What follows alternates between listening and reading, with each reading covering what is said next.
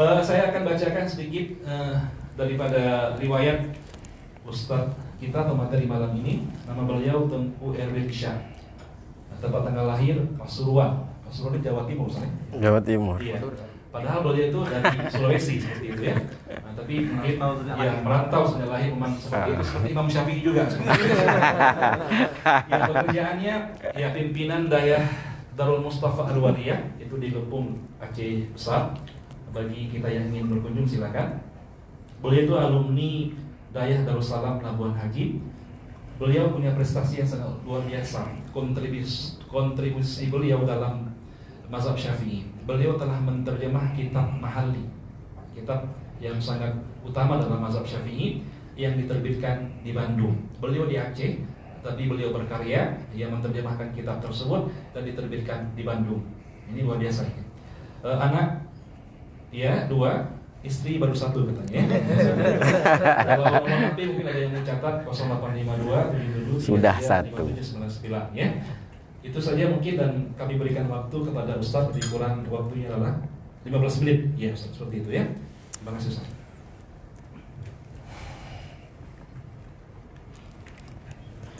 Assalamualaikum warahmatullahi wabarakatuh. Alhamdulillahi rabbil alamin, wa bihi nasta'in ala umurid dunya waddin. Asyhadu an la ilaha illallah wahdahu la syarikalah, wa asyhadu anna sayyidana Muhammadan abduhu wa rasuluh la nabiyya ba'da. Allahumma salli wa sallim ala sayyidina Muhammad wa ala alihi wa sahbihi ajma'in, amma ba'd. Kata-kata kehormatan kepada seluruh pimpinan dayah, guru-guru, dan hadirin dan hadirat yang telah hadir di tempat yang mulia ini, dan kepada Tengku moderator yang telah mempersilahkan kepada kami untuk mengisi kajian yang bertema Tauhid dan Fikih Imam Syafi'i, historis dan apa tadi? Dinamika lintas zaman.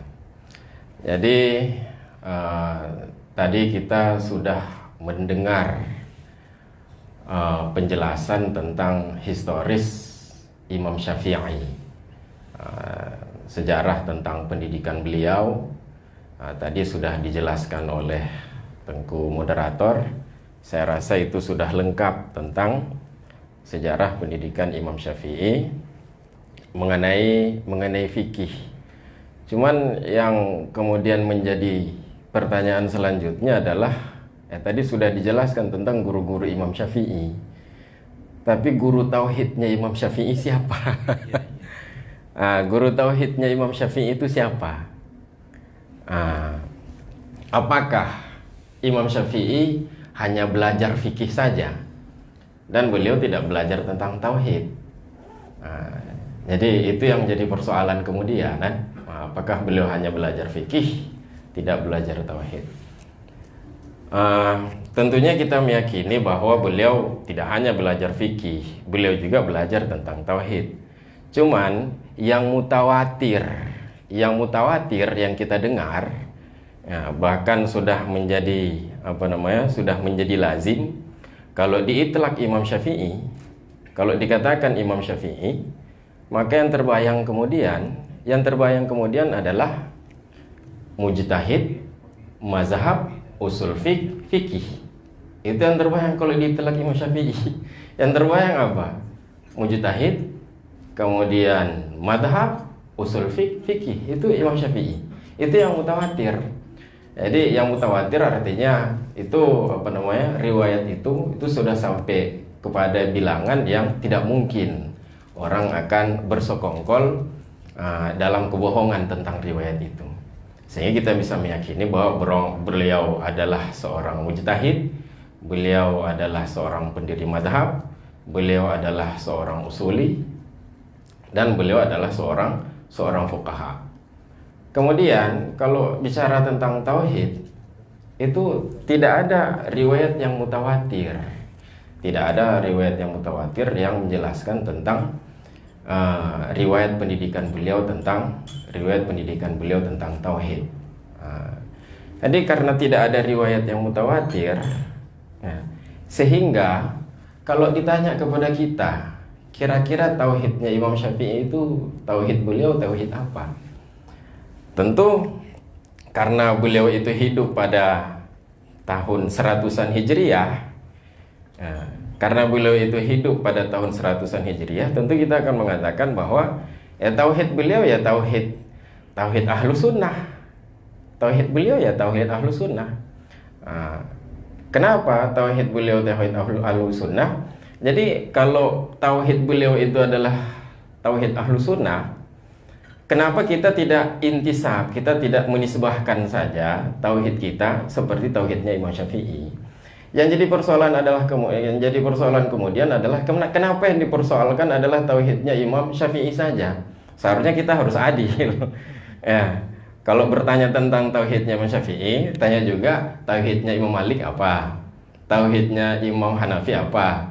Tauhidnya Imam Ahmad bin Hambal apa?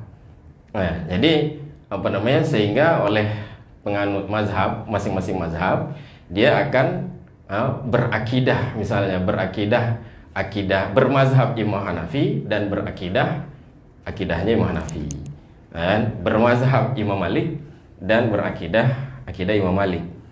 Bermazhab Syafi'i juga akidahnya Imam Syafi'i. Dan bermazhab Imam Ahmad bin Hambal dan berakidah dengan akidahnya Imam Ahmad bin Hambal. Tapi kan tidak ada pertanyaan seperti itu. Orang hanya mempersoalkan tentang apa tauhidnya Imam Syafi'i, dan kenapa kita tidak intisab, kenapa kita tidak menisbahkan diri kepada Imam Syafi'i. Kenapa kita hanya menisbahkan diri kepada Imam Syafi'i hanya bidang fikih, tidak menisbahkan diri kepada Imam Syafi'i dalam bidang akidah? Kalau itu pertanyaannya, kenapa tidak menisbahkan diri kepada Imam Syafi'i dalam bidang akidah, tapi hanya menisbahkan diri kepada Imam Syafi'i dalam bidang mazhab saja? Kalau itu pertanyaannya, maka saya rasa bisa kita jawab bahwa karena yang mutawatir dari Imam Syafi'i itu adalah bidang fikih, sedangkan dalam bidang tauhid itu tidak mutawatir.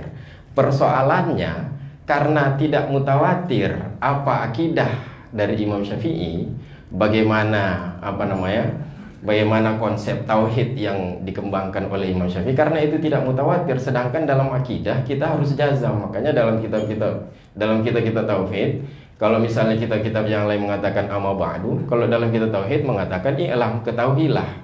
Jadi kalau dalam bidang tauhid itu orang harus jazam. Jadi orang harus jazam, harus pasti, harus didasarkan oleh ilmu. Bagaimana kita mau bernisbah kepada Imam Syafi'i, sedangkan konsep tauhid yang diajarkan oleh Imam Syafi'i itu tidak mutawatir. Kalaupun ada riwayat yang menceritakan tentang konsep tauhid Imam Syafi'i, itu tidak sampai tingkat mutawatir. Dan tidak ada juga karya ilmiah dari Imam Syafi'i, berbeda dengan fikih. Kalau dalam bidang akidah itu beliau tidak menghasilkan karya ilmiah dalam bidang akidah. Karya ilmiah artinya beliau tidak menghasilkan sebuah karya yang menjelaskan tentang tahapan-tahapan keilmuan tentang akidah, supaya tidak melompat-lompat kan. Beda misalnya kalau kitab-kitab Asy'ariyah, kitab-kitab tauhid Asy'ari, itu kan itu tertata rapi.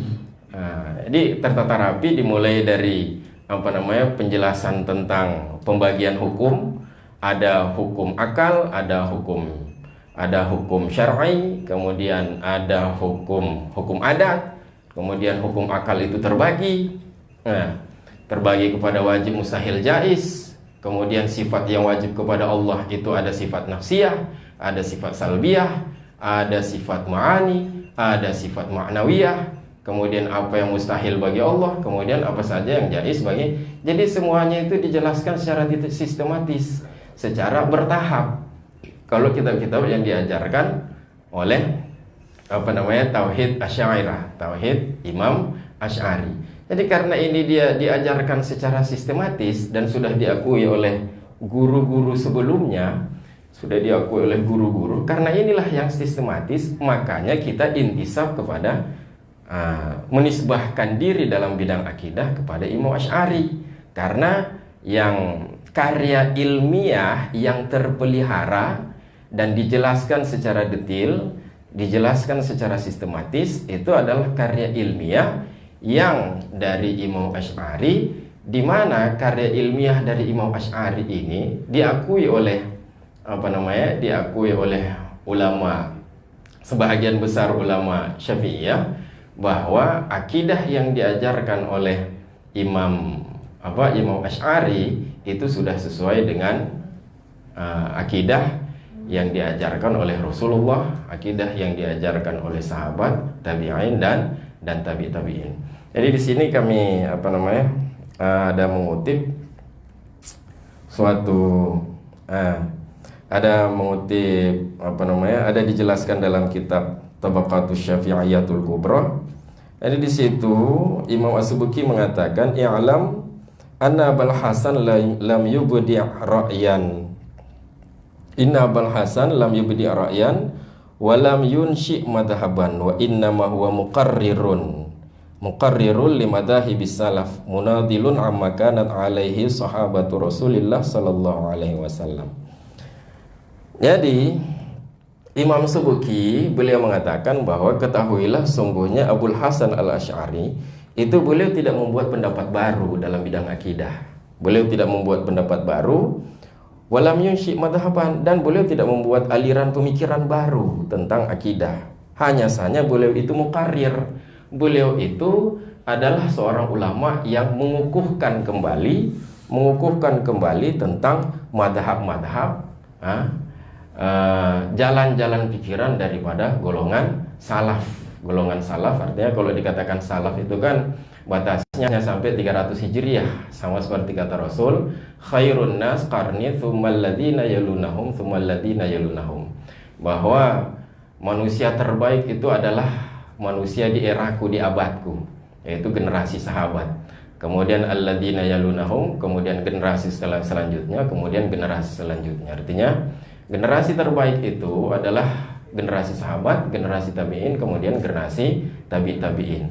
Di mana ulama mengatakan itu batasnya itu hanya sampai 300 Hijriah, karena 3 abad kata Rasul. Nah, 3 abad itulah yang dikatakan dengan salaf.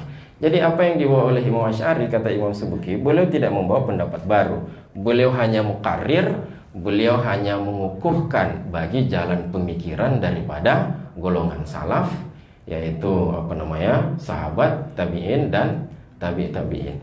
Dan ini memang sesuai dengan prediksi Rasul, kata Rasul. Rasul mengatakan bahwa ya ba'athullah ala ra'si kulli mi'ati sanah may yujaddidu li hadhil ummah dinaha. Allah akan mengutus di setiap ra'si kulli mi'ati sanah, di setiap 100 tahun Allah akan mengutus seseorang yang akan yujaddid, seseorang yang akan memperbaharui, seseorang yang akan, kalau bahasa kita, merefresh, menyegarkan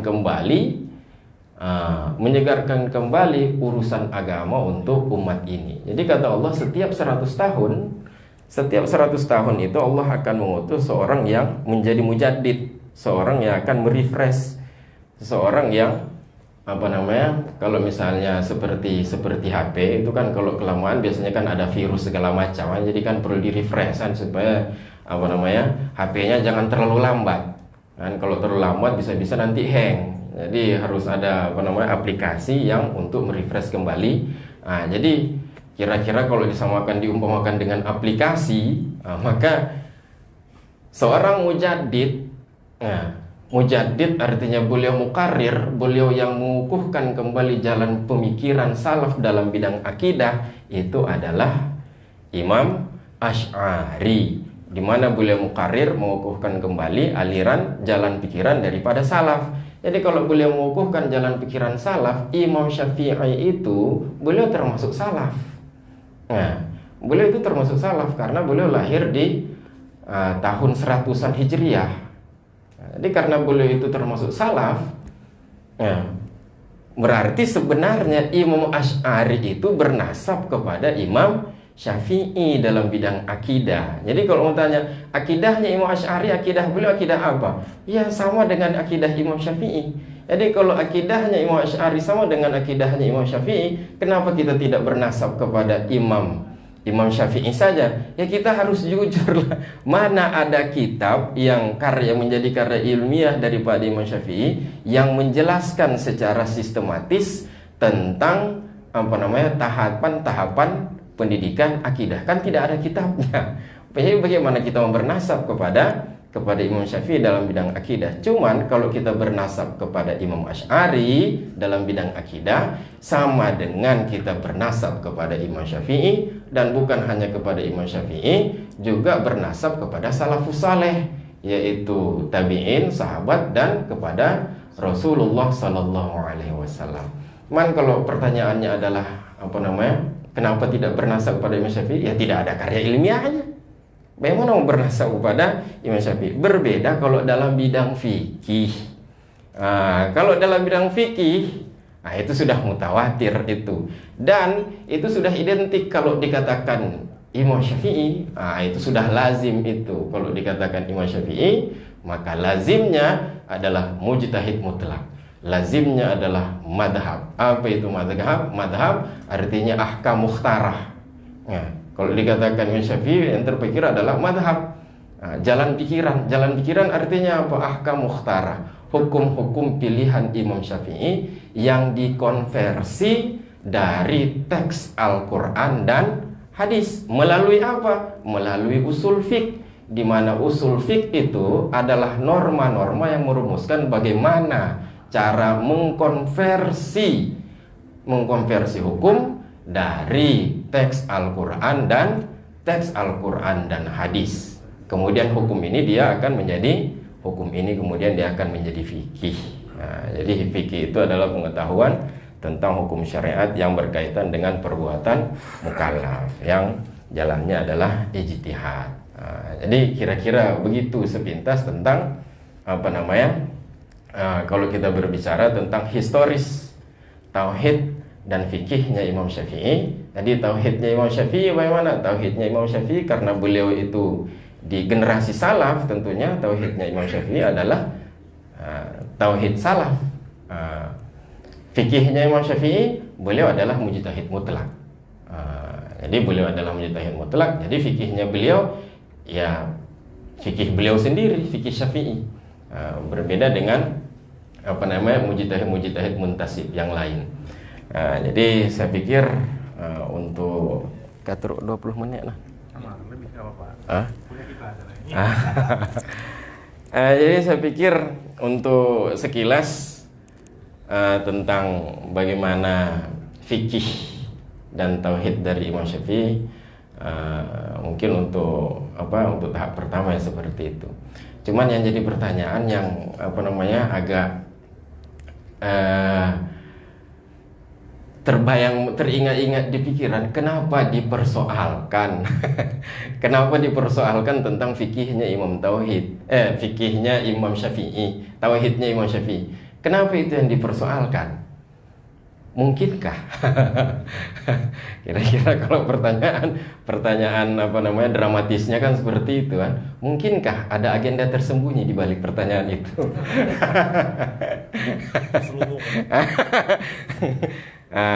Menyeluruh yakin, agenda tersembunyi di balik itu mempersoalkan.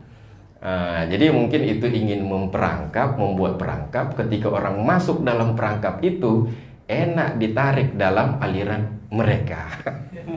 Siapa mereka? Lagi mumpung dalam dadanya. Oke.